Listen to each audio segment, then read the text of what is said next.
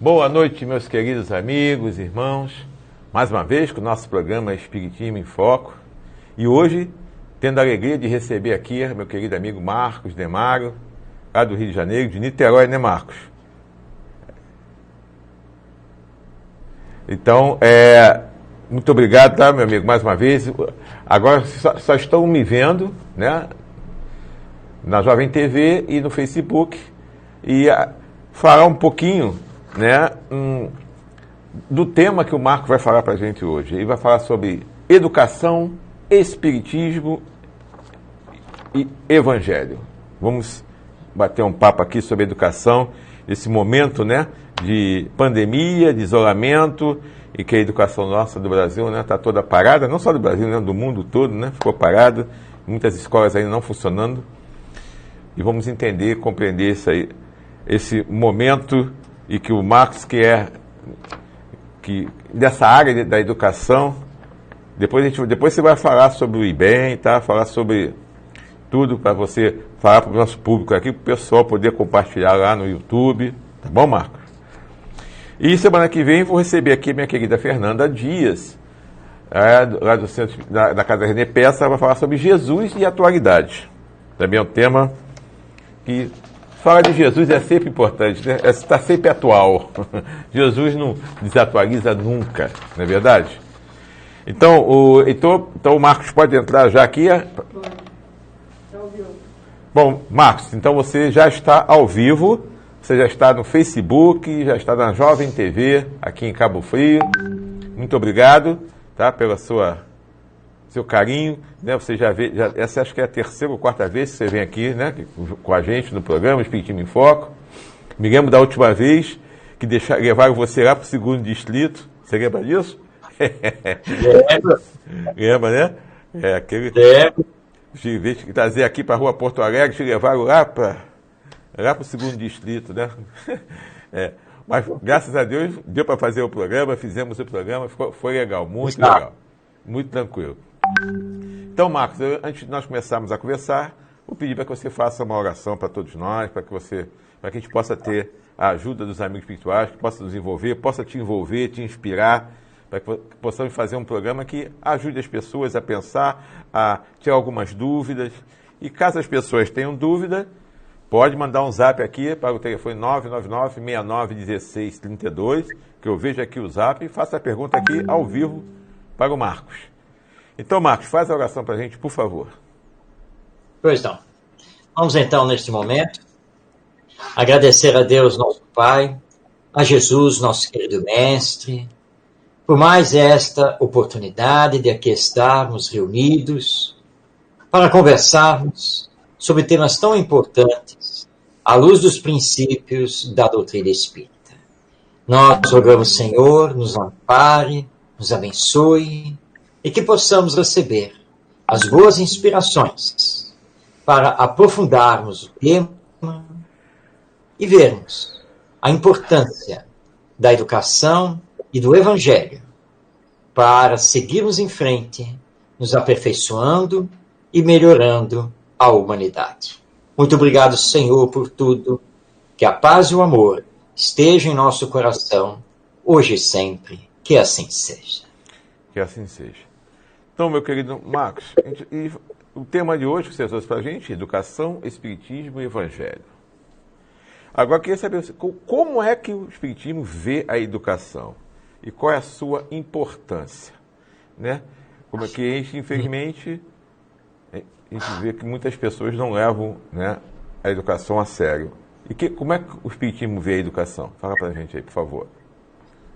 Bem, Renata, vamos entender, primeiramente, que o Espiritismo é doutrina de educação do ser integral que nós somos, almas imortais ou espíritos, já que para nós espíritas, acompanhando no próprio entendimento que Allan Kardec nos deu, não há diferença em espírito. Nós somos alma quando estamos encarnados, nós somos espírito quando estamos desencarnados, mas acima de tudo isso, nós temos que ter a visão que somos seres integrais. No sentido que nós temos em nós mesmos várias dimensões. a dimensão psicológica, histórica, antropológica, espiritual, religiosa, cognitiva e assim por diante. Na verdade, nós somos seres complexos, que estamos em desenvolvimento rumo à perfeição. E quando ela espíritos e começou a receber todas as informações e começou a pesquisar a realidade espiritual da vida e a interação dessa realidade espiritual com a realidade material, ele logo entendeu o processo de desenvolvimento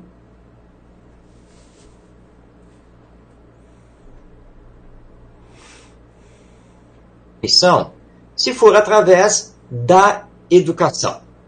E sempre, a educação é que nos desenvolve, a educação é que nos forma, a educação é que corrige as nossas más tendências, é a educação que potencializa as nossas virtudes. Na verdade, tudo passa pela educação. Mas aí nós temos, então, que fazer o entendimento sobre educação. Quer dizer, como que nós, espíritas, entendemos a educação? Aliás, não só nós espíritas, os cientistas da educação, os pedagogos, também deveriam ter a visão que eu vou falar aqui agora do que seja educação. Ou seja, educação não é instrução. Educação não é ensinar conteúdos curriculares na escola. Ou, no nosso caso mais específico, educação não é ensinar conteúdos evangelizadores no centro espírita. Conteúdo por conteúdo, qualquer pessoa pode aprender em qualquer lugar. Hoje, então, com a internet, tudo está facilitado para você aprender. Então, a educação tem que sair disso. Porque se eu sou um ser integral, que adianta eu ficar sabendo tudo de matemática, de geografia, de história, de química, física, biologia e vai por aí afora, se eu não souber para que serve, como se aplica. E essa educação tem que olhar para mim, enquanto ser integral, e perceber também as minhas tendências. E aí Allan Kardec, como grande educador que ele foi, ele logo percebeu essa situação. Ora, o espírito, quando reencarna, ele traz as suas tendências de caráter, ele traz as suas ideias inatas, porque nada é perdido com a morte e o retorno ao mundo espiritual. E quando você vai continuar seu processo evolutivo e reencarna, você está trazendo tudo com você. Algumas coisas latentes, algumas coisas ficaram lá no subconsciente, outras estão mais afloradas, mas é você se construindo, dando continuidade ao seu processo. Esse processo é de educação, que nós podemos, então, separar, né, por assim dizer, mas apenas didaticamente falando, na autoeducação, que é o processo que você faz consigo mesmo, e nessa educação externa, que é promovida pelos pais, responsáveis, pelos professores, de quando você está recebendo as coisas externamente. Mas lembrando, eu me educo o tempo todo. Estou lendo alguma coisa? Estou me educando, estou fazendo aprendizados. Eu saí na rua, estou vendo isso e aquilo, estou fazendo aprendizados. Sim. Eu fui para o shopping e agora está se podendo voltar ao shopping, né? Eu também vou fazer aprendizados. Eu estou na relação com outras pessoas, eu estou fazendo aprendizados. Eu comecei a navegar na internet, estou realizando aprendizados. Nós aprendemos o tempo todo, em todas as circunstâncias. Agora, a escola é o nosso grande instituto educacional. Só que ela tem que sair dos seus muros. Ela precisa entender a própria vida e levar a vida para dentro dela. Então, com o Espiritismo, nós alargamos e aprofundamos esse entendimento da educação. É a educação integral do espírito imortal com destino à perfeição, para que ele possa desenvolver todo o seu potencial divino. Não é tão simples, né? Não. Educação é ao mesmo tempo ciência e arte, com toda certeza. Com certeza. Então não é coisa tão... porque eu ouço muito falar, né? Em educação, em dar caráter aos filhos e deixam tudo na mão dos professores. Não é assim que acontece as coisas. A educação mesmo, essa educação é no lar, né? Sim. A família é a grande agência, é o grande instituto educativo do ser humano. E para toda a nossa vida, essa aqui é a verdade. Mas você tocou agora numa questão seríssima, que é essa transferência de responsabilidades. Isso é o que eu queria. Achando que o professor lá na escola vai dar conta dos seus filhos na formação moral deles, nessa formação do caráter.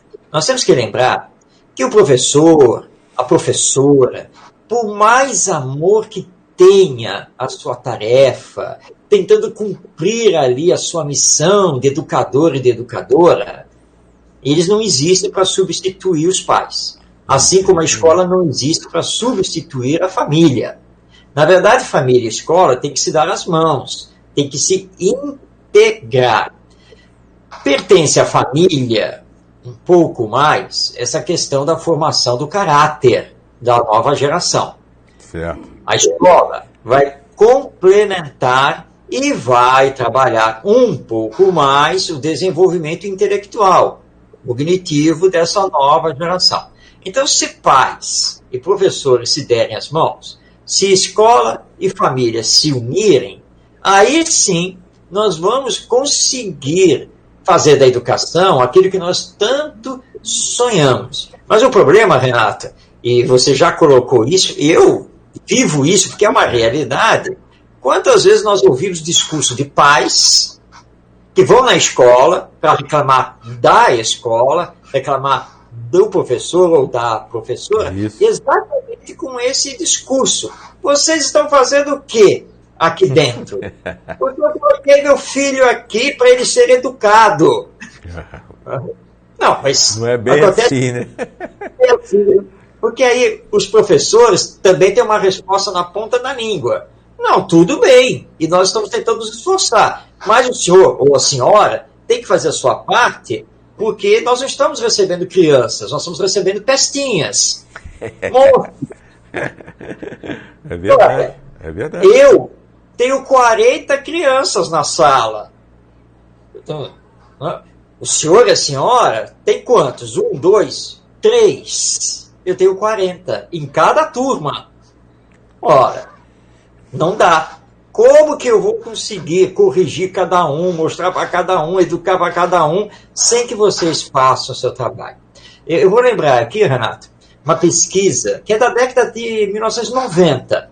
Alguém vai dizer, isso já está defasado. Não está, não. Passou aí perto de 30 anos, mas a pesquisa ainda é atualíssima.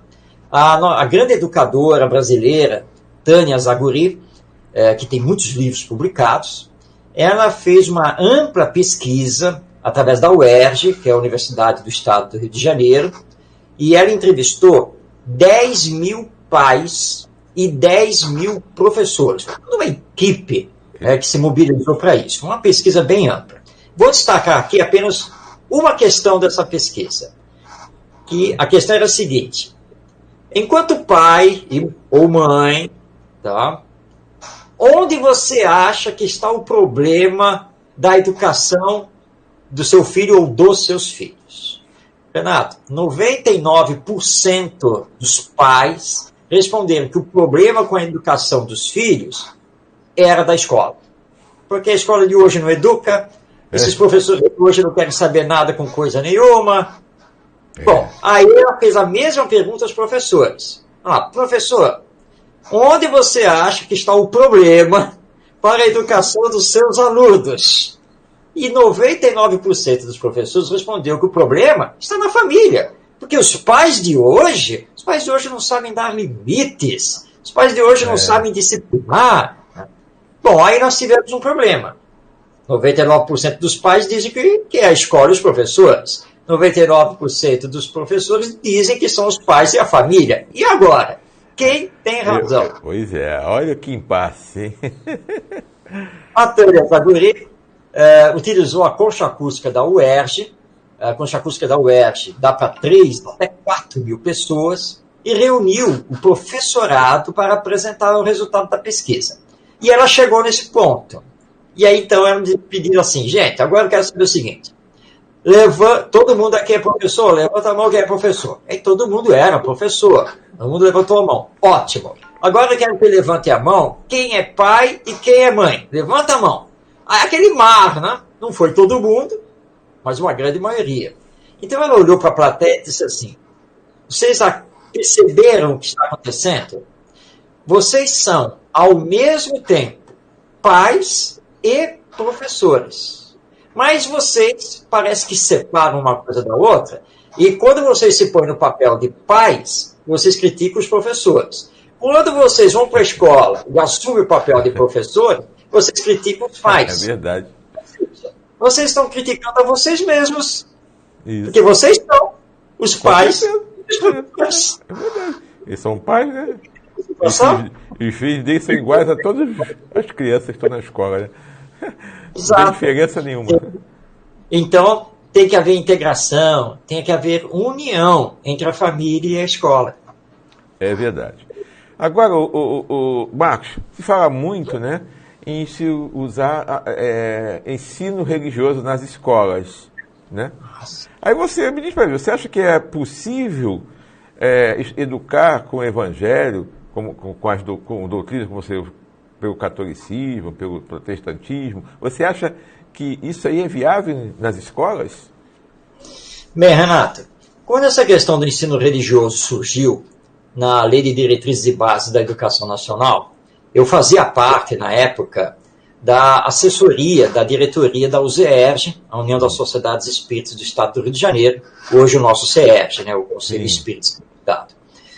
E nós, então, tivemos que discutir essa questão da inserção da educação religiosa nas escolas, que é facultativo, claro, não é obrigatório dentro do currículo. Então, nós nos posicionamos à época e levamos essa discussão para o Conselho Federativo Nacional da Federação Espírita Brasileira, que também se alinhou com o nosso pensamento e seguiu também o mesmo, de que a educação religiosa pode ser a educação cristã, mas sem confusão com a educação doutrinária. Ou seja, quando nós falamos de educação religiosa cristã, nós estamos falando de uma educação da religiosidade, uma educação pautada nos ensinos morais do Evangelho. Não é uma educação católica, não é uma educação evangélica, não é uma educação espírita, não é uma educação ortodoxa, enfim, todas as correntes aí do nosso cristianismo. É uma educação pautada no Evangelho. Porque, como nos mostra Allan Kardec, os ensinos morais de Jesus são universais e para todos os tempos. E aí nós temos discussão. Todos nós concordamos que devemos amar ao próximo como a nós mesmos. Sim. Todos nós, dentro das doutrinas cristãs, também entendemos que só precisamos ou devemos fazer ao próximo aquilo que gostaríamos que o próximo nos fizesse. Não tem discussão nisso. Não. Então, a nossa proposta foi essa, que os professores que fossem assumir voluntariamente a educação, o ensino religioso, fossem professores neutros, de preferência, claro, com visão espiritualista da vida, e mesmo que ele tivesse ou tenha uma doutrina religiosa particular dentro da sua fé, mas que ele não poderia transmitir isso dentro do ensino religioso. Infelizmente, nem os nossos irmãos católicos, nem os nossos irmãos evangélicos aceitaram esse pensamento. Mas nós, até hoje, estamos lutando por isso. E eu lembro que, na época, aqui no estado do Rio de Janeiro, a Secretaria de Estado de Educação do Rio de Janeiro solicitou a nós, espíritas, que indicássemos professores espíritas, mas que tivessem formação em teologia espírita, para poder dar essas aulas. E aí nós respondemos, olha, isso é simplesmente impossível, Porque nós não temos cursos para formar ninguém em espírita, em teólogo espírita. Isso simplesmente não existe. Tá? Agora, o espírita que for professor que for espírita, ele pode voluntariamente se apresentar. Sim. Se ele quiser atuar no ensino religioso. Mas tem essa ressalva. Ele não vai falar de espiritismo. Tá? Ele vai falar da vida numa visão espiritualista e vai levar para debate dentro da sala de aula os ensinos do Evangelho. E aí, Renato, claro que é perfeitamente possível, sem nenhum problema. Eu aqui nesta minha vida já tive várias ocasiões de falar em cultos ecumênicos de formação de alunos. E eu lembro de uma vez em que eu tinha o pastor representando a igreja evangélica, o padre representando a igreja católica e eu que representava o espiritismo. E aí então o diretor da escola pediu que eu fosse o primeiro. Depois seria o pastor evangélico e depois o padre. Eu falei, não tem problema, para mim tanto faz. A ordem não importa. Então, quando eu peguei a palavra, eu olhei para os alunos, os pais, os professores, e disse assim, olha, eu estou aqui representando o espiritismo ou doutrina espírita. Mas não vou falar dessa doutrina. Não vou falar nada dela. Porque eu não estou aqui para querer levar ninguém ao espiritismo. Mas vou falar da vida. Vocês sabem qual é a importância desse canudo que vocês vão receber hoje? Vocês já pensaram, meus jovens, que ao sair daqui, depois de toda a festa, depois de toda a comemoração, você pode chegar na rua e morrer? E o que você vai fazer com esse canudo se você não morrer, mas olhando lá para sua frente? E eu comecei então a fazer todo um discurso sobre a vida, permeado, claro, esse discurso de uma visão espiritualista que o espiritismo nos dá. Renato, quando eu encerrei, foram 10 minutos, né, que cada um ia ter 10 minutos para falar, eu fui ovacionado.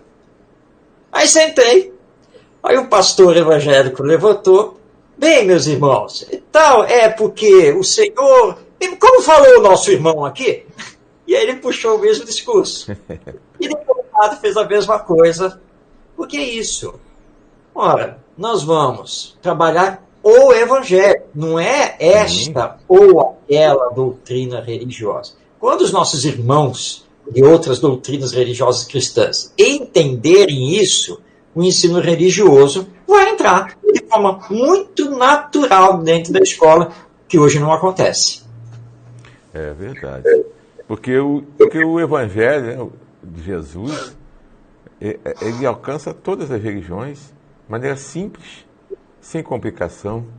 É falar o que Jesus nos ensinou, falar da vida, né, do cotidiano, da aplicação do Evangelho, o caminho que Jesus nos deixou, né? É simples, né? Não precisa inventar nada, complicar. Nada disso. É simples. E basta, meu Renato, nós lembramos aqui o Mahatma Gandhi, né, que marcou toda a humanidade com a não violência e a paz, e ele que não era cristão. Isso. Qual foi o que ele falou?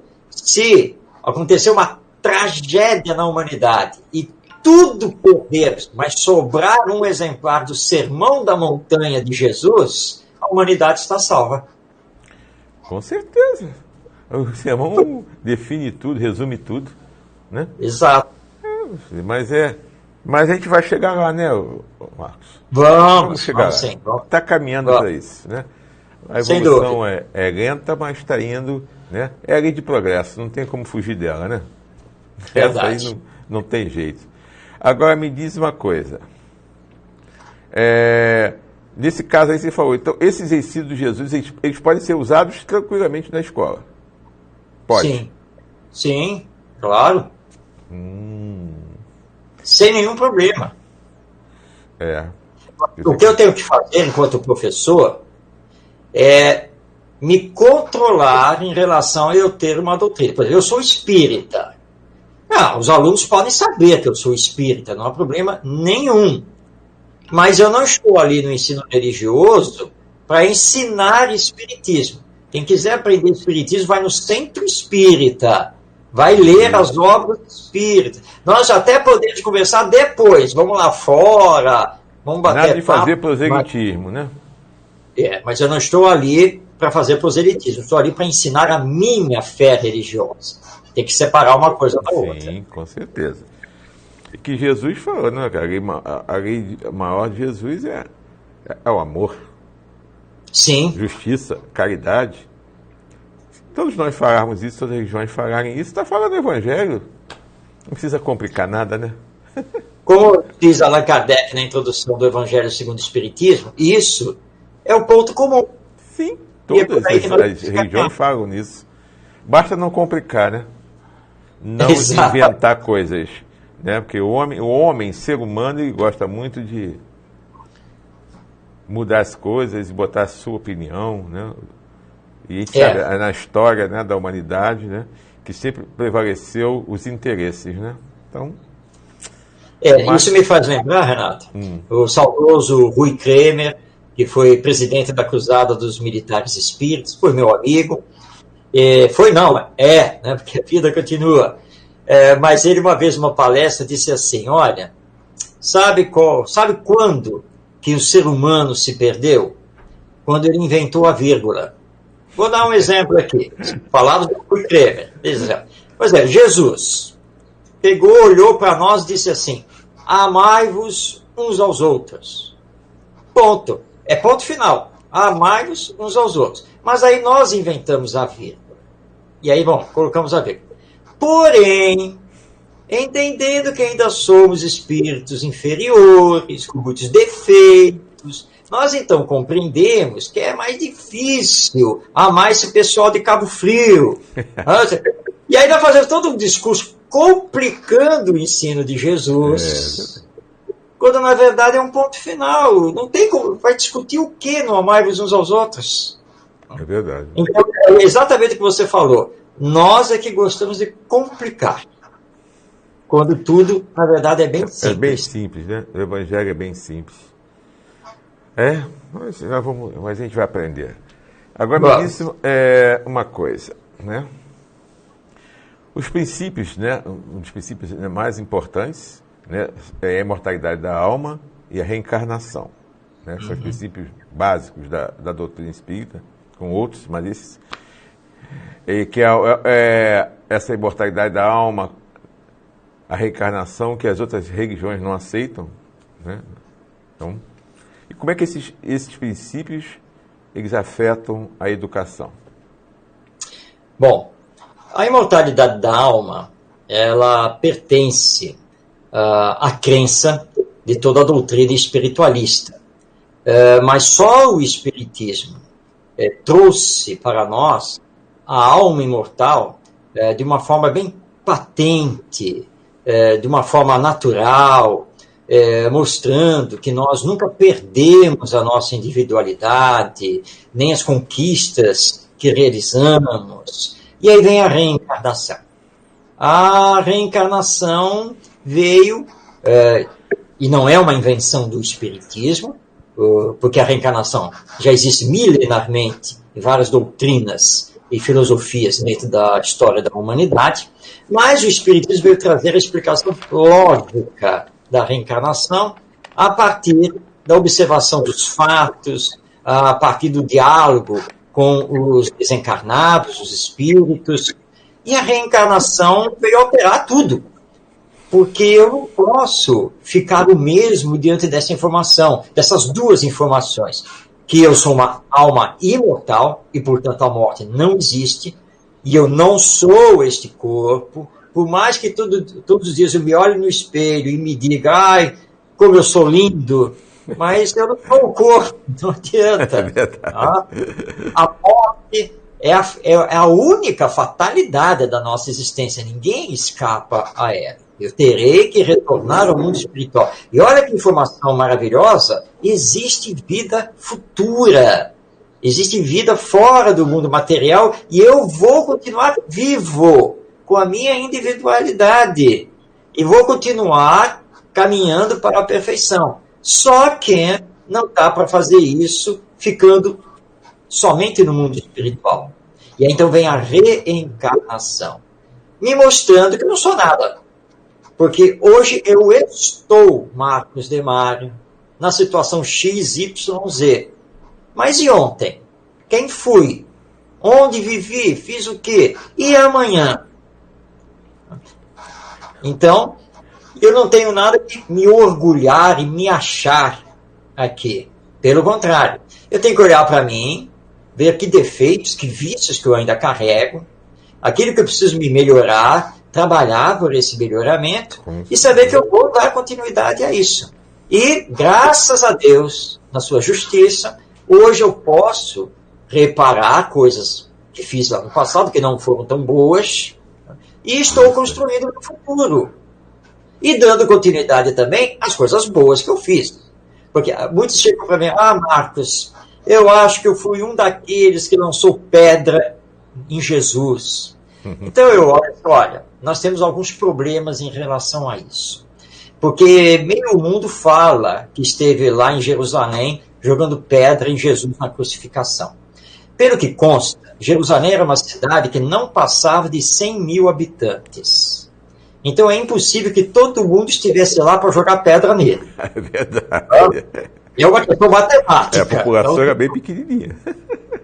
Outro problema, nenhum dos 4 evangelistas narrou que Jesus foi apedrejado.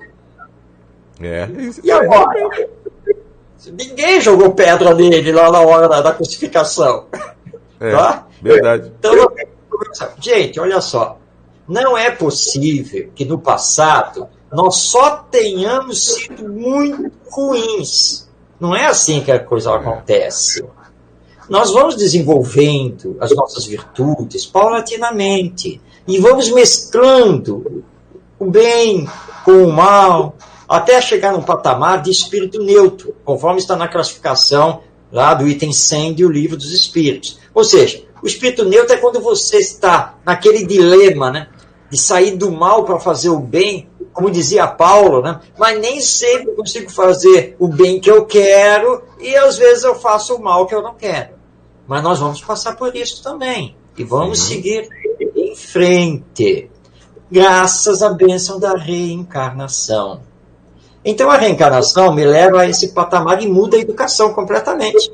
Que quando eu entro na escola, olho para o aluno, eu estou olhando para uma alma imortal, um espírito reencarnado, que não é uma página em branco. Quando eu tenho um filho, que nem é meu, que na verdade ele é de Deus, que está sendo confiado a mim, eu vou olhar para ele bebezinho, mas na verdade eu tenho que entender que naquele corpo frágil está ligado um espírito milenar e que deve ter ligações comigo. E ele vem acreditando que eu vou educá-lo, bem educá-lo, que eu vou dar bons exemplos. Ele vem confiando em mim. Mas se ele for um espírito extremamente rebelde, magoado com você do passado, você só vai ter que trabalhar mais ainda para educá-lo. E vai ter que dar cargas de amor ainda maior. Sim. Então a nossa perspectiva, a nossa visão educacional sobre aquele ser que está conosco muda completamente. Não é mais página em branco, a tábula rasa, como se dizia antigamente, aí que nós vamos começar a escrever nele, ensinando. Ele já traz. Renato, hoje nós nos deparamos com crianças com 2 anos de idade, eu tenho isso aqui na família, que vem, tira o celular da minha mão ou o controle da minha TV, vai lá e já aperta e mostra como é que faz. É assim, tio. E aí você fica olhando, eu nem sabia que tinha esse botão e que esse botão fazia isso. É verdade. Trouxe isso onde? É o espírito imortal, milenar, e que se preparou para reencarnar. E é capaz de, quando ele dominar o vocabulário dele, de ainda olhar para você, assim, vovô, ou que tio, pensa, essa tecnologia aqui está atrasada, hein? Porque no mundo espiritual tudo está mais adiantado, né? Sim, verdade.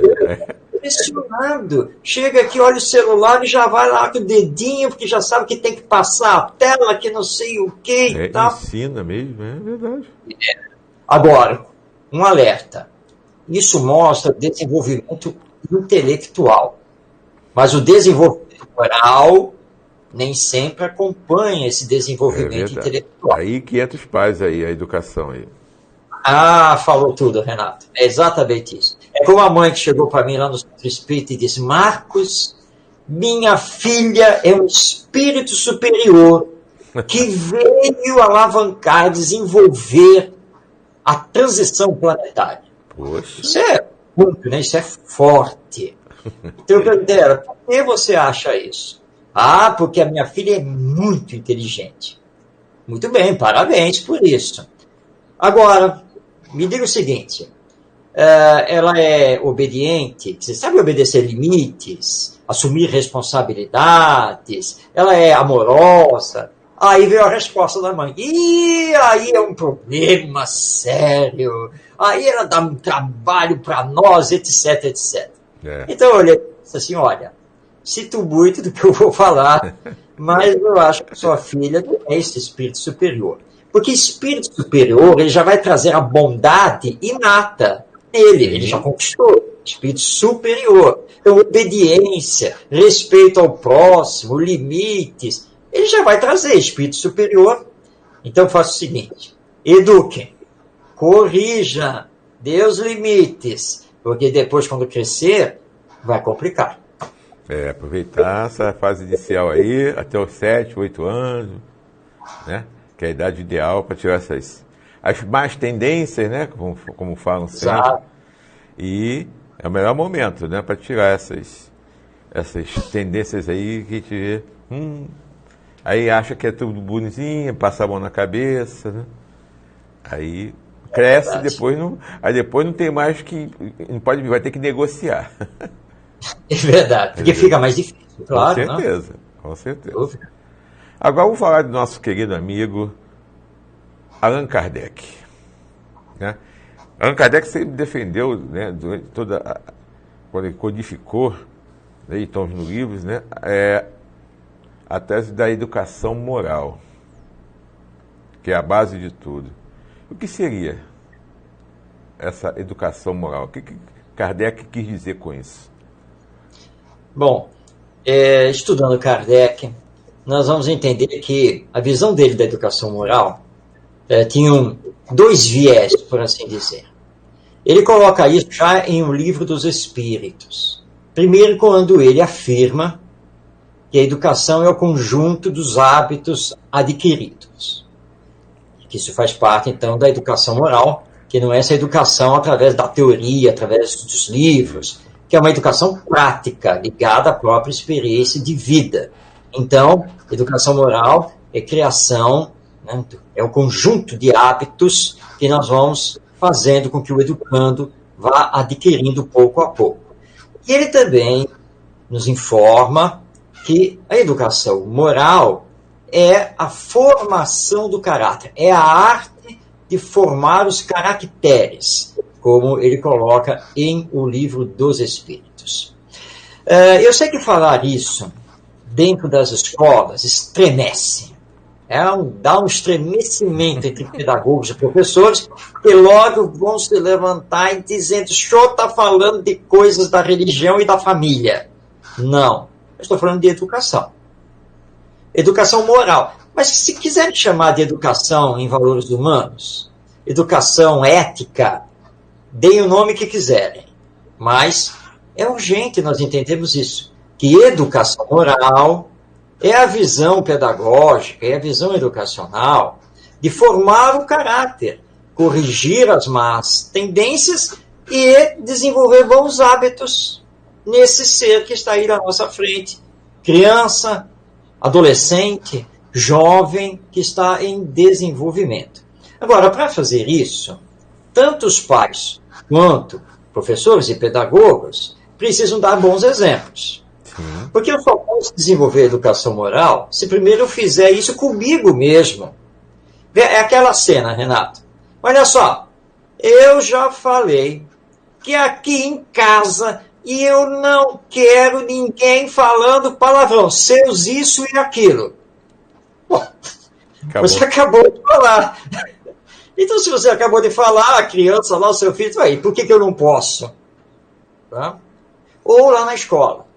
Olha só, se vocês continuarem assim, vocês não serão nada na vida. Vocês isso e vocês aquilo. Aí, Ele deixa de ser aluno porque ele volta para casa, ele é o filho. Chega lá, a mãe cobra isso e cobra aquilo dele, ele não tem nada para apresentar, e aí lá vai ela. Meu filho, se você continuar assim, você não vai ser nada na vida. Aí ele olha, sorri, eu já sei, mamãe. Como que você sabe isso? A professora também já falou que eu não vou ser nada na vida, só está repetindo. Tá? E se a professora acha que eu não vou ser nada na vida, meu pai e minha mãe também acham que eu não vou ser nada na vida, então, para que eu vou estudar? Para que eu vou me esforçar? Para que eu vou fazer alguma coisa? Eu não vou ser nada na vida. É verdade, né? Com certeza. Então, a educação moral, ela parte dos nossos exemplos, do nosso comportamento, das nossas falas, dos nossos valores.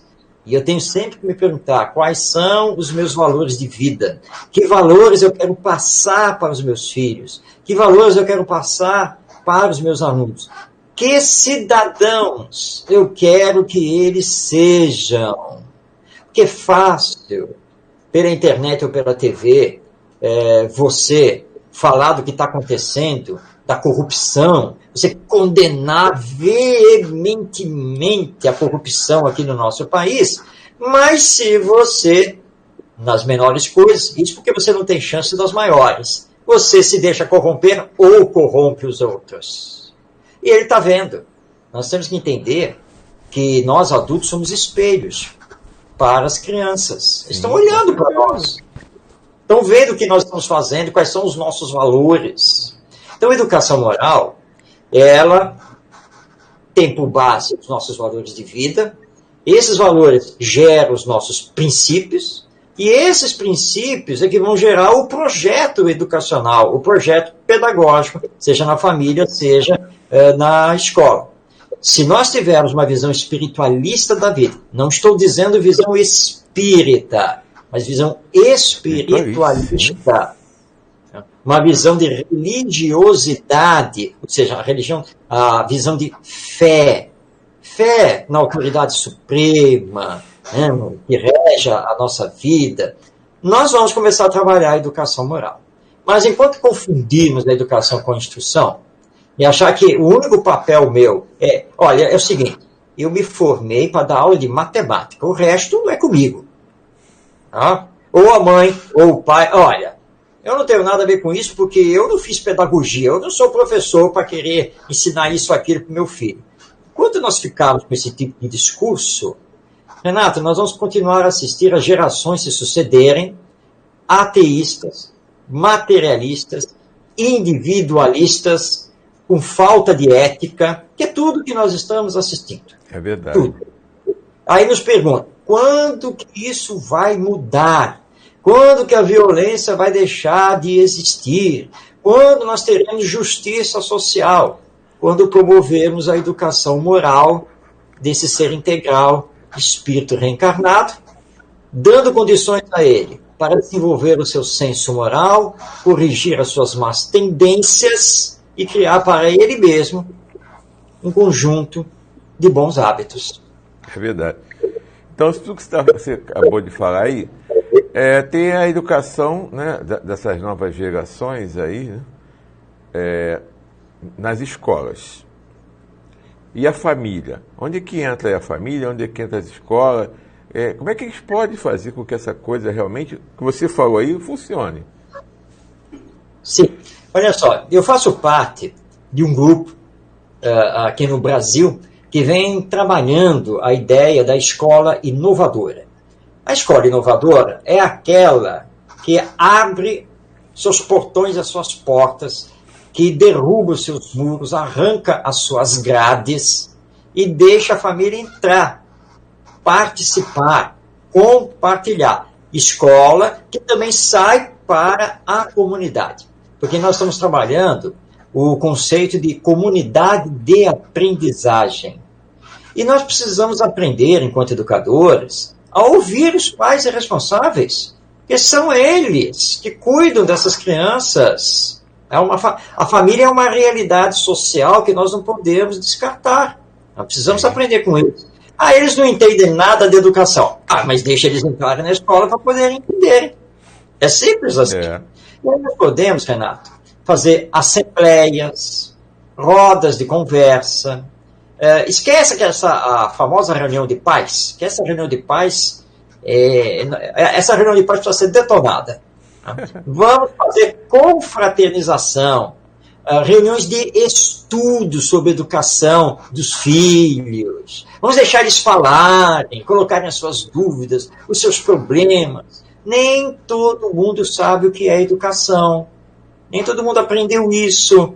Nem todo mundo sabe realmente como educar os seus filhos. Nós temos muitos pais que, desesperados diante de filhos rebeldes, apelam para a violência, porque eles não sabem fazer outra coisa. Então, na verdade, batem nos filhos por ignorância, não é por maldade. Então, vamos sentar e conversar com eles. Eu tive uma mãe que, depois de várias rodas de conversa, vários estudos, ela confessou o seguinte: sabe, gente, todo mundo conhece aqui a fulana, minha filha, né? Ele sabe que aquela lá não é das melhores, né? Muito pelo contrário. E eu sempre usei o cabo de vassoura. Aí deu aquele burburinho: como é que é? Como é que é? Você bate na sua filha com cabo de vassoura? Aí ela falou: não, batia. Porque depois das coisas que eu aprendi aqui, eu parei com isso. Eu só falo para ela: filha, olha só, eu só quero que você lembre de uma coisa, que o cabo de vassoura está atrás da porta. Aí todo mundo deu risada, aquela coisa. E eu olhei para ela e falei: olha, parabéns, porque você cresceu. Você primeiro não sabia o que fazer e viu que só dando surras, não usando o cabo de vassoura. Mesmo assim, ela continuava rebelde, não é mesmo? É. Só que agora você viu que tem outras formas de educar, de lidar com ela. Vem cá, já que você não dá mais surra de cabo de vassoura nela, graças a Deus, o que você tem feito agora, a partir aqui do nosso curso, das nossas rodas de conversa, tem surtido efeito? Claro que tem. E depois que eu parei de brigar com ela, parei de bater, comecei a conversar com ela, comecei a ouvir, percebi que eu também tinha umas atitudes erradas, né? E a nossa convivência melhorou muito. Ela melhorou muito. Apronta ainda, mas melhorou muito. O apontar é natural, porque ninguém vai virar santo, né? Não é de uma hora para outra, né? Olha só, Renato, olha que coisa maravilhosa que é isso. Então, é assim que nós vamos integrar a família e trabalhar juntos. Pronto. Nós temos que abrir a escola. É isso que nós temos que fazer. É verdade. Com certeza. Meu Deus, um dia vai ser assim, né? Vai ser assim. Trabalhando. É isso. A gente tem visto, né, atualmente, né, que nossas crianças, nossos jovens, eles são muito individualistas, né, indolentes. Por que isso, hein? É fruto dessa educação? Também, mas não só. Existem vários fatores, né, várias causas. A nível do conhecimento espírita, das revelações de ordem mediúnica, nós sabemos, isso foi revelado tanto através do Chico Xavier, como do Divaldo Franco e outros médiuns bem abalizados, que nós estamos numa fase de transição planetária em que Jesus, nosso governador espiritual, autorizou que milhões de espíritos que formam a nossa humanidade e que há muito tempo estavam presos a si mesmos nas regiões que chamamos de umbralinas, Jesus autorizou que eles reencarnassem como última e derradeira oportunidade de redenção, de renovação de si mesmos. Porque nós estamos nessa transição para irmos para o mundo de regeneração. Então, obviamente, nós estamos sofrendo uma perturbação social, porque muitos espíritos pegaram essa oportunidade, mas não quiseram se renovar. Estão aí, ainda perturbando a sociedade e lutando para manter o mal. Porque eles já perceberam que o mal está perdendo terreno. E vai perder mesmo. Porque é o bem que vai assumir e está assumindo. Não nos iludamos. Tem discurso aí, as coisas estão muito ruins. Elas estão, sim, mas não estão piores do que antigamente, não. Então, agora, nós estamos numa fase de crise moral. Então, esse é um dos fatores.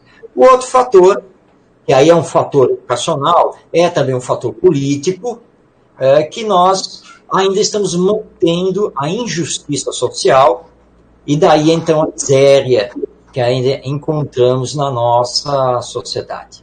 Mas todos esses que estão promovendo isso vão passar. Ninguém foge da morte. Ninguém foge da sua própria consciência. E se podem escapar da lei humana, não escaparão da lei divina.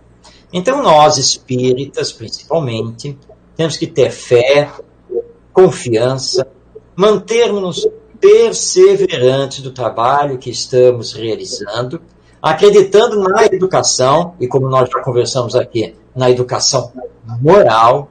Muitos espíritos só precisam ser tocados, sensibilizados na área afetiva, porque eles não foram antes. Mas eles têm sentimentos, então nós precisamos tocá-los. E é a educação emocional, afetiva, que vai fazer isso. Imagina aquela cena de você na escola, chegar lá para o aluno rebelde, que só causa confusão, chegar para ele amoroso, cercar e dizer: ô meu filho, o que está acontecendo com você? Vamos sentar aqui e conversar.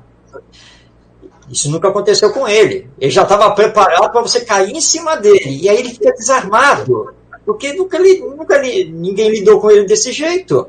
Com amorosidade, sem condenação, sem ameaças, nada disso. Aí ele vai olhar desconfiado para você, vai falar: tio, ou tia, né, como uma professora, né, assim, vai fazer o que comigo? Né, vou ser suspenso? Não, eu estou convidando você para sentar para conversar comigo, é só isso, nada mais. Vem cá, você comeu alguma coisa hoje? Eu tenho aqui um chocolate, toma. E aí ele vai ver você um amigo. E daqui a pouco ele começa a conversar, e daqui a pouco está chorando no seu ombro. Pronto. Ele vai começar a se transformar. Claro, educação é processo. Não acontece de uma hora para a outra. Ele vai fazer o seu processo de desenvolvimento e vai precisar de muito apoio. Mas ele é um espírito imortal reencarnado. E ele vai chegar lá na perfeição também. Sim. E nós temos que acreditar nesse trabalho. Então, essa nova geração que aí está, é uma geração toda, obviamente, mas parte dela é uma geração complicada, porque são espíritos rebeldes e muito endividados com a lei divina. Mas se Jesus deu a oportunidade para eles reencarnarem, Jesus também nos preparou, confia em nós, para fazermos o processo da educação deles. E quando estamos trabalhando com eles, nós vamos também nos educando e vamos crescendo. E é isso que vai acontecer. Então tenhamos calma.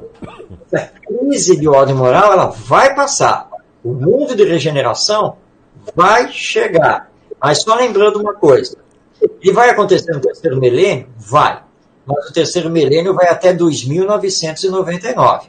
Acelerar o processo está nas nossas mãos, no uso que fazemos do nosso livre-arbítrio. Quando acreditarmos no real poder da educação, aí nós vamos acelerar esse processo. É verdade. Ai, vai demorar isso? Vai. Bem, só Deus sabe. Eu confio, nós espíritos temos que confiar nisso. Não vamos ver o resultado, provavelmente nessa encarnação, talvez eu e você não vejamos, não? Mas nós estamos semeando, estamos trabalhando para isso. E sabemos que a vida continua, não é? Então nós vamos ver isso acontecer depois, no futuro. Nós vamos estar aqui no futuro para ver, né? Exato. O que nós plantamos, né? Exato. Que ajudamos a plantar. E para dar continuidade ao trabalho. É isso aí, com certeza. Continuar e para crescer mais ainda, né? É isso aí. Nós temos essa visão, né, da imortalidade, da reencarnação, e aquelas pessoas que são materialistas, né, que acha que só tem uma vida, né? E faz muitas coisas erradas, destrói o planeta, desmatam tudo, né? Daqui a pouco eu vou morrer, não vou estar aqui mesmo, não estou nem aí, né? Que enorme engano, né? Sem dúvida. Por isso Kardec dizia que o nosso primeiro trabalho é levar as pessoas ao espiritualismo. Porque não adianta você querer falar de reencarnação com elas, você não acredita na existência da alma. Com certeza. Eu acho que a vida termina lá no túmulo, com a morte. Então nós precisamos fazer com que ela pense na possibilidade da existência da alma, para levá-la ao pensamento espiritualista. E depois, se for o caso, vai entrar no pensamento espírita. Eu sempre conto, né, a situação ocorrida lá numa festa de aniversário de uma amiga espírita, que um dos tios dela se virou para nós éramos espíritas e aí estamos falando de reencarnação. E ele falou assim, olha só, estou ouvindo vocês conversarem e para mim reencarnação não existe. Reencarnação é uma mentira, reencarnação é uma balela, não sei o que, não sei o que. Aí eu olhei para ele e disse assim, olha só, o senhor me permite tomar aqui a reencarnação como uma hipótese? Então vamos pensar assim, se a reencarnação fosse uma verdade, se a reencarnação existisse, o senhor não acha que ela responderia a muitas questões da vida que hoje nós não temos resposta? Aí ele parou, pessoas com um pouquinho e respondeu, sim, se a reencarnação fosse uma verdade, de fato, explicaria muitas coisas da nossa vida. Então tá bom, vamos fazer conversar com o senhor, tá? Muito obrigado, tchau. O primeiro passo. Agora ele vai pensar. Se a reencarnação é uma coisa boa, por que não pode ser uma verdade? Deixa ele pensar agora. É verdade. Com certeza, com certeza. É verdade. Vai ter que parar para pensar, né? Exatamente. E, aliás, fazer pensar, Renato, faz parte do processo de educação. Sim. O professor precisa entender, os pais também, né? Precisam entender que nós não temos que dar tudo pronto. Ou seja, ele faz uma pergunta, eu tenho que ter a resposta e ensinar. Não. Devolve como fazia Sócrates com a maêutica, devolve com outra pergunta. E o que você acha? O que você sabe sobre isso? Como é que você me explicaria isso? E aí você vai com ele e vai extraindo dele e ele vai fazer as descobertas. Então, alguns cientistas da educação chamam isso, né, de educação para o pensar, que é para ter autonomia, criticidade. Isso é muito importante. Com certeza. É verdade. Você já falou muita coisa aí sobre o papel, né, dos professores, dos pais, mas o que você pode acrescentar para que eles possam contribuir, né, para a melhoria da educação? Bem, os educadores, então aqui eu vou colocar todo mundo, né, pais, avós, tios, professores, os educadores precisam entender que para melhorar todo o processo da educação, eles têm que parar de ensinar e serem orientadores e facilitadores do processo de desenvolvimento dos educandos, sejam filhos, sejam alunos, sejam crianças, sejam jovens. O processo ensino-aprendizagem tem como grande peso a aprendizagem, não é a ensinagem. Aliás, ensinagem é um termo cunhado pelo querido amigo e professor José Pacheco. Então ele vai dizer, não, o processo é de aprendizagem. Agora eu tenho que deixar que ele aprenda. Mas para deixar que ele aprenda, eu tenho que parar de ensinar. E que ele desenvolva, que ele vá atrás. Agora eu vou orientá-lo. Mas não vou deixar isso totalmente solto. Muitas pessoas acham, então, que se o professor, que os pais pararem de ensinar, aí a educação vai ficar de qualquer jeito. Não, ela tem disciplina, ela tem roteiros, tem tudo. Tudo é planejado. Mas o educando terá liberdade. Liberdade de pesquisar, liberdade de realizar projetos, liberdade de criticar, liberdade de perguntar, liberdade de não querer ficar quieto. Por que que educando tem que ficar quietinho? Bom aluno é aquele que fica quieto. Bom filho é aquele que sabe obedecer. Isso era do passado. Nós estamos retornando ao século XIX, século XVIII. Nós estamos no século XXI. Graças a Deus que ele faz perguntas, que ele questiona e que ele me coloca contra a parede. Porque ele tem que me educar. E aí você vai usar a oportunidade, olhar para ele, olha, boa pergunta, e que eu não sei lhe responder logo agora. Como? Eu também vou ter que pesquisar, vou ter que aprender isso também. Aliás, vamos aprender juntos? Vamos fazer a pesquisa juntas? E é tudo que ele quer. E aí você só vai orientando esse processo e vai também aprendendo. Então, quando os educadores darem a sua visão sobre o ser e a vida e mudarem a sua postura, deixando de ensinar e permitindo que se aprenda, pronto, vamos chegar onde queremos. É verdade. Vamos ver, né? E realmente você começa a falar, eu começo aqui também a viajar, coisas que realmente eu mesmo não penso sobre isso, não consigo perceber isso. Sim. Né? E realmente é uma coisa tão lógica que você está falando aí pra gente, e que realmente que a gente vê é a falta mesmo de paciência, né? Eu vejo muita falta de paciência dos professores, dos pais com os filhos. E acho que porque o filho é rebelde, não tem jeito não, vai ficar assim mesmo, não tem como. Nós sabemos que tem tantas histórias aí de alunos, de pessoas que eram assim, que modificaram, né? Tem aquele filme até do Carlos Alberto, né? Acho que é Carlos Alberto, aquele contador de histórias. Sim. Uhum. A história dele, você viu a história dele, que viveu, não sei, fugiu lá da Funabem, né? Da FEBEM, Funabem, não sei, acho que mais de 10 vezes. Né? E foi resgatado por uma francesa, né? E todos diziam que ele tinha mais jeito, ele vivia na rua, fugia, era totalmente. E ela foi devagarinho, né? Foi conquistando ele, o coração dele, e hoje, né? Esse ser humano aí que viaja o mundo inteiro, conta as histórias aí, cada história linda, né? Conta a história dele, né?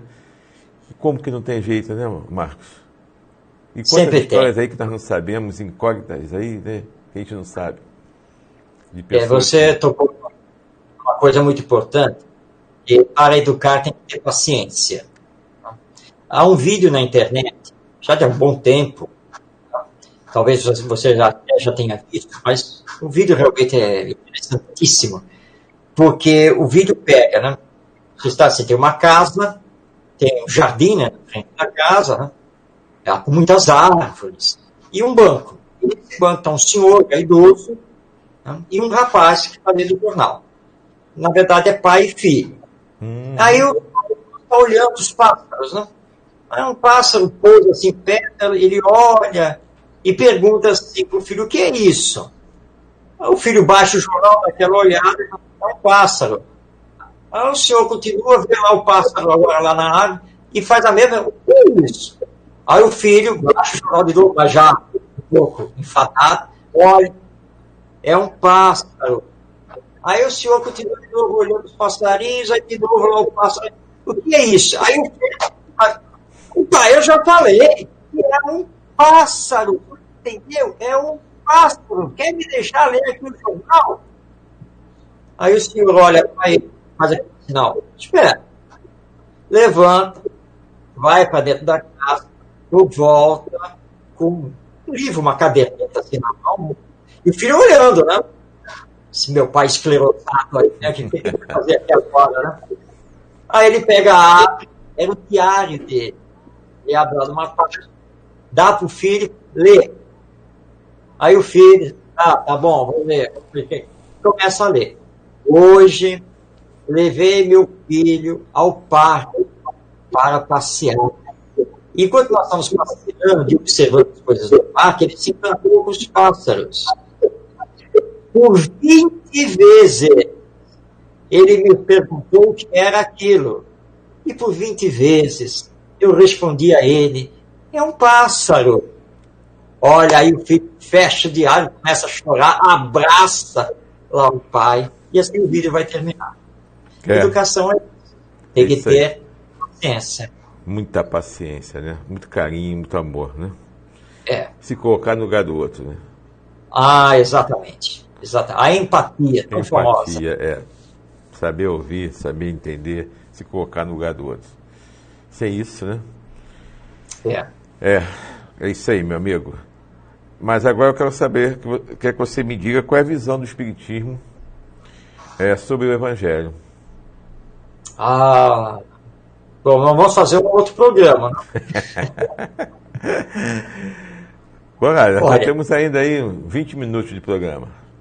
Tá certo, vamos lá então. Bom, para nós espíritas, o Evangelho é o roteiro maior da vida. É no Evangelho que nós compreendemos a lei de amor, que é uma lei divina. É com as lições do Evangelho que nós compreendemos esse espírito superior que é Jesus e que veio cumprir essa missão magnífica aqui na Terra, de nos tirar do materialismo, nos tirar do olho por olho, dente por dente, para entendermos o amai-vos uns aos outros. Agora, nós espíritas temos o olhar moral sobre o Evangelho. Nós procuramos não nos perder em discussões históricas, documentais, de fenômenos que estão ali nas narrativas evangélicas. Nós vamos pelo caminho que Allan Kardec traçou e que, na verdade, foi traçado pelos espíritos superiores, de darmos toda a importância aos ensinos morais. Historicamente falando, o primeiro que escreveu sobre Jesus, esses ensinos, foi Mateus, ali por volta do ano 35. Não é o Evangelho segundo Mateus que hoje nós conhecemos e que está lá no Novo Testamento. Porque, segundo os historiadores, e segundo o nosso querido Emmanuel, através do Chico Xavier, Mateus se preocupou em compilar os ditos do Senhor, os ensinos morais de Jesus. Era isso que circulava lá na Judéia, depois da crucificação, e foi o que Paulo recebeu lá em Damasco, das mãos de Ananias. Uma cópia dos escritos de Mateus sobre os ensinos de Jesus.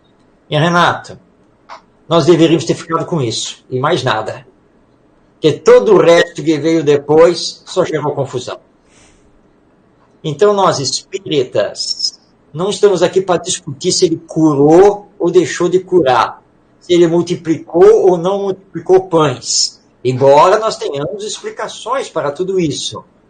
Mas o que nos preocupa é a aplicação do Evangelho, a aplicação dos ensinos morais, e não simplesmente para os outros, mas é a aplicação para mim. Não adianta querer que os outros entendam as lições do Evangelho e se transformem com o Evangelho se eu não estou fazendo isso comigo. E Jesus não era apenas mestre, título que ele aceitou. Ele era exemplo. Porque aquilo que ele ensinava era o que ele fazia. É verdade. E nós estamos caminhando para ensinar, porque estamos muito longe de sermos mestres, e estamos mais longe ainda em praticar. Porque muitas vezes nós falamos da boca para fora, mas não estamos sentindo. E muitas vezes nós, no discurso, nós ensinamos os outros, mas não conseguimos realizar. Mas nem por isso nós vamos ser condenados ao fogo de ferro, que aliás não existe. É verdade. Nós vamos continuar nosso processo evolutivo, só que não podemos perder a reencarnação. Tudo bem, hoje está difícil, eu vou deixar o Evangelho para a próxima. Não pode fazer isso. Aliás, há 2000 anos que nós estamos fazendo isso. É verdade. Então está na hora, então, de termos essa visão mais profunda sobre o Evangelho. Evangelho significa a boa nova, né? A nova notícia. E que nova notícia é essa? O amor. Amai-vos uns aos outros. E ele fez um complemento, né? Como eu vos amei. Porque ele se colocava como exemplo. Então vamos olhar para os nossos irmãos em humanidade, irmãos e irmãs em humanidade, com o olhar de que eles são nossos irmãos e irmãs. E do mesmo jeito que eu quero ser respeitado, do mesmo jeito que eu quero ser compreendido no meu atual estágio evolutivo, é o que eu devo fazer para com eles. Portanto, o Evangelho pode ser resumido em 2 sentenças de Jesus. Amai-vos uns aos outros, e fazei aos outros somente aquilo que quereis que os outros vos façam. Pronto, esse é o Evangelho. Com certeza. Aí se resume tudo, né? E é a regra de ouro da educação. Isso é muito... O Evangelho de Jesus é tão lindo, né? É tão lindo, maravilhoso, perfeito, completo, tem tudo. Mas a gente cisma de complicar, né? Nos dá o caminho certinho, a gente quer ir pelos atalhos, achando que somos inteligentes, que somos espertos, né? Aí damos com os burros na água. Não tem como, né? Aí... Tudo que nós fazemos fica gravado na nossa consciência, não? Com certeza. A lei divina funciona dentro de nós mesmos. Sim. Bem, aqui você pode usar a hipocrisia, né? Inverter valores, e vai tocando. Isso. Mas a nossa atividade espiritual não nos deixa continuar isso. Você vai ter que ter a própria consciência. E quando chegarmos lá no mundo espiritual, lá não tem como você se fazer carinha de bonzinho, não, né? Lá é o que você é mesmo, né? Não tem como fugir disso, não. O que você é o que você é. Não adianta botar máscaras, né? Porque aqui a gente coloca muitas máscaras, né? Não adianta dizer assim, eu fui espírita, eu fazia parte do grupo tal, eu não sei o quê. Está tudo registrado lá. Quem sabe? Você fala, não, quem sabe? Todo mundo sabe de tudo. Mas o nosso anjo da guarda, nosso instrutor espiritual, vai dizer, meu irmão, pode parar o discurso. Tudo isso está na sua ficha. Mas o que interessa aqui é o que você fez com isso. Você aprendeu realmente? É isso que interessa, tá? E olha, sinceramente, não está nada bom aqui na sua ficha. Você realmente assistiu muita palestra. Pois é, muito grupo de estudo, mas e aí? E a prática? E aí? Você se tornou um homem de bem? É isso aí. Você corrigiu as tendências? Praticou a caridade? Com certeza. Aí não tem como fugir, não tem como enganar, não. Não tem, realmente. E o centro espírita? O que deve fazer para colocar em prática tudo isso que nós falamos, essa educação moral? Bom. O centro espírita é a instituição humana que deve representar o espiritismo. Se o espiritismo é a doutrina de educação da alma imortal, para começo de conversa, o centro espírita tem que privilegiar a educação. Como é que ele vai fazer isso? Claro, implementando a chamada evangelização espírita infanto-juvenil, os encontros de família, reuniões de pais, as reuniões públicas, nos quais os nossos dirigentes têm que tomar muito cuidado, porque os temas das reuniões públicas precisam estar de acordo com a realidade social e as demandas do público que adentra ao centro espírita. Você imagina, Renato, se eu estou com problemas de ordem familiar, pensando em divórcio, né, que a situação está muito ruim no relacionamento, mas eu entrei no centro espírita, por isso, por aquele motivo, eu fui. E precisando de esclarecimentos de alguma coisa. Eu chego lá, aí quando a palestra é anunciada, olha lá o tema, a gênese da criação divina. Isso não vai falar nada para mim, né? Eu não vou nem entender essa história. Porque esse é um tema para grupo de estudo, não é tema para palestra pública. Com certeza. Então, a palestra pública faz parte também de uma atividade educacional. O atendimento fraterno tem que estar voltado também para a orientação. E quando você orienta, isso é educação. Mostramos àqueles que têm as faculdades mediúnicas que antes de receber comunicações espirituais, tem que estudar e se educar. Tá? Tem que conhecer o fenômeno mediúnico. E para conhecer o Espiritismo, o Centro Espírita tem que ser dinâmico e oferecer os grupos de estudo do Espiritismo. É verdade. É isso que tem que ser. Agora, o que nós temos assistido muito, Renato, é Centro Espírita que funciona 2 ou 3 vezes por semana só. Então tem a reunião pública aqui, né? Não faz de conta aqui. Tem reunião pública na sexta-feira à tarde, tem o grupo mediúnico na quarta-feira à noite, aí tem uma reunião pública na sexta-feira à noite, aí no sábado tem lá a evangelização, muitas vezes não tem nem o grupo de jovens, e encerrou por aí. E não funciona na segunda-feira, na quinta-feira, no domingo, e mesmo nos outros dias, fica quase que o dia todo fechado. Tem uma atividade num determinado horário. Quando nós vamos fazer o espiritismo alavancar o progresso moral da humanidade desse jeito? É verdade. Quando você é espírita e não encontra uma biblioteca para pegar um livro espírita, não tem uma livraria, não tem uma rede Wi-Fi. Porque hoje em dia todo mundo tem celular na mão, e isso daí é uma ferramenta de trabalho, de pesquisa, que nós vamos poder utilizar normalmente. Hoje, que nós descobrimos as lives, o mundo digital, já que não podemos ter os nossos encontros presenciais. Quando voltamos às reuniões presenciais, não esqueçamos de continuar a transmitir pelo YouTube, pelo Facebook, as palestras, os estudos, que é divulgar o espiritismo para o mundo, para todos que se interessarem por ele. Então, tudo isso, o Centro Espírita pode e deve fazer. Com certeza. É verdade. Como nós estamos já terminando nosso programa, mas eu quero que você fale sobre os seus livros, os livros que você escreveu, né, que o foco é Jesus. Né? O primeiro livro é Educação com Cristo e Jesus, o maior educador da humanidade. São 2 livros seus. Então fale para a gente um pouco dessas 2 obras e fala também do seu Instituto IBEM. O Educação com Cristo foi um gentil convite da Federação Espírita do Estado de Goiás, porque ia fazer o seu congresso, né? Convidado, então, a escrever uma obra sobre educação, e eu já estava até desenvolvendo, e é um livro em que eu estudo o Livro dos Espíritos, com todas as perguntas e respostas relacionadas à educação, e também destacando Jesus como o grande mestre. E vou também permeando no livro os princípios pedagógicos, né, essa visão toda pedagógica que hoje nós temos. Esse é o Educação com Cristo e que foi lançado pela FEEGO, a Federação Espírita do Estado de Goiás.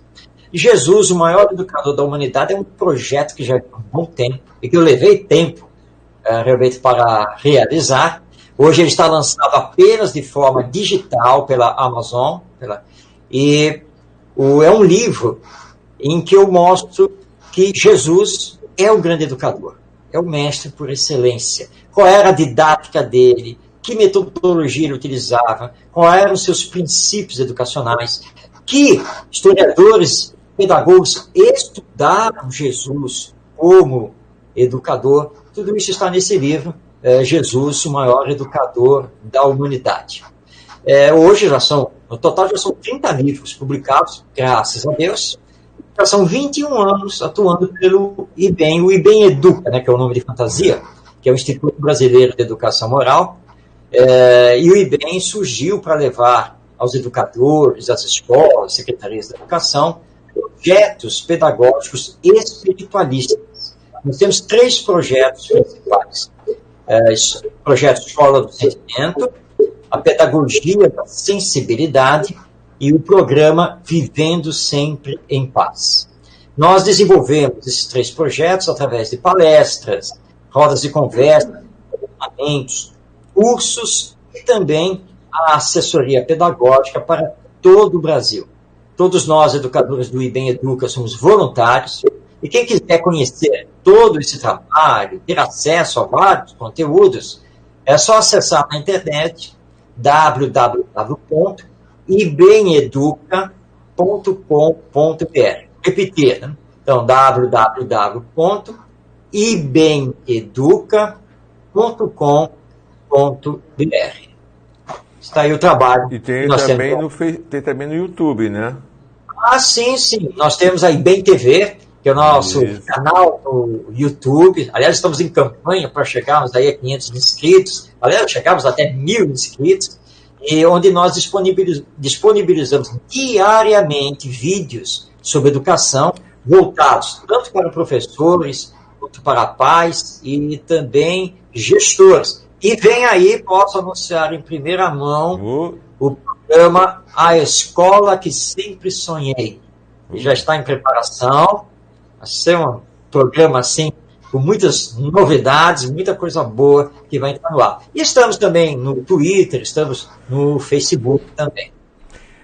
Eu acompanho, né, e sei que realmente, eu tenho visto vídeos, não é muito a minha área, mas a gente tem que aprender, né? É bom você aprender de tudo, né? Minha área é mais a médica, eu sou dentista, né?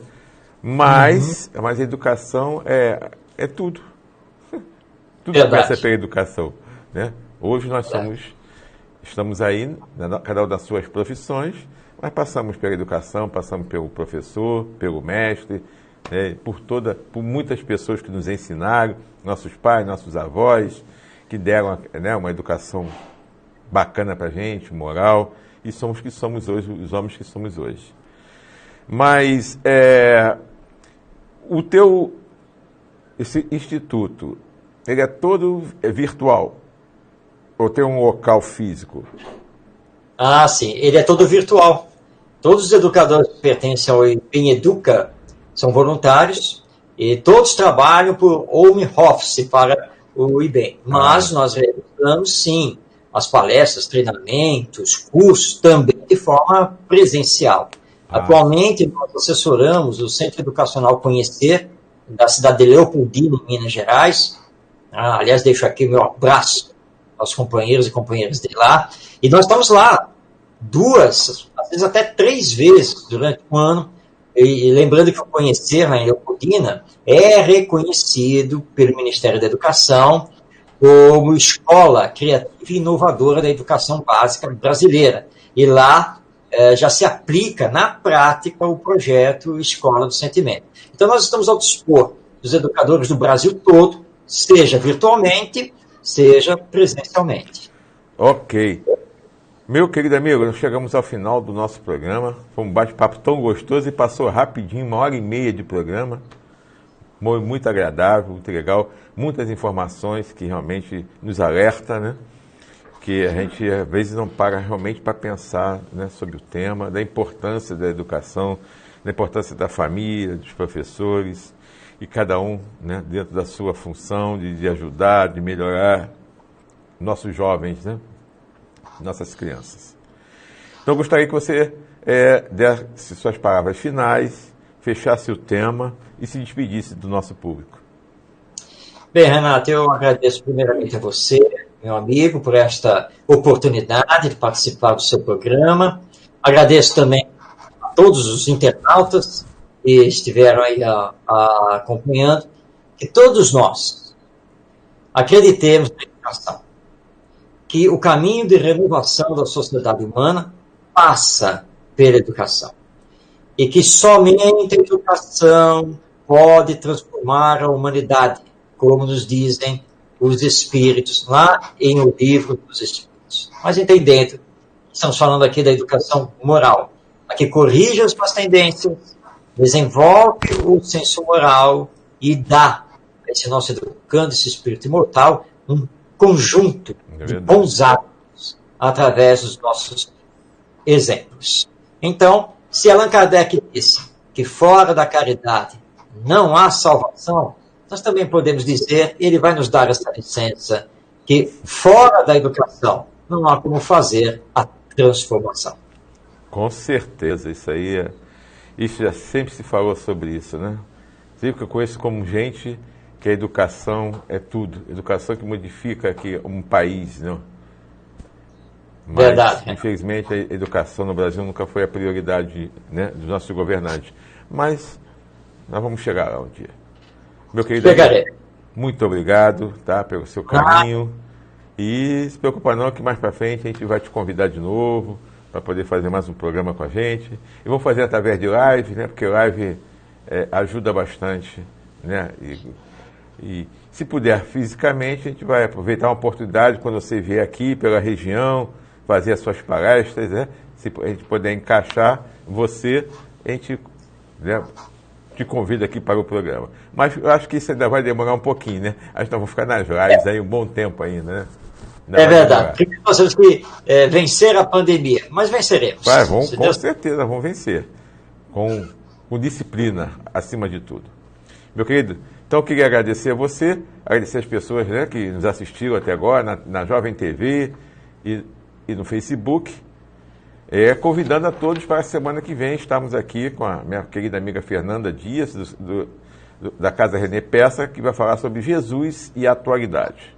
Então, que todos tenham uma semana maravilhosa, de muita paz, possamos pensar nisso aí, nesse momento de pandemia, que as crianças estão em casa, que os pais estão virando professores, né, educadores, né, fazendo com que as crianças possam, né, não perder o ano letivo, mas que tudo dê certo, que, se Deus quiser, daqui a pouco estaremos com as crianças todas nas escolas, os jovens, voltando à normalidade. Então, até semana que vem, com mais um programa Espiritismo em Foco. Até lá.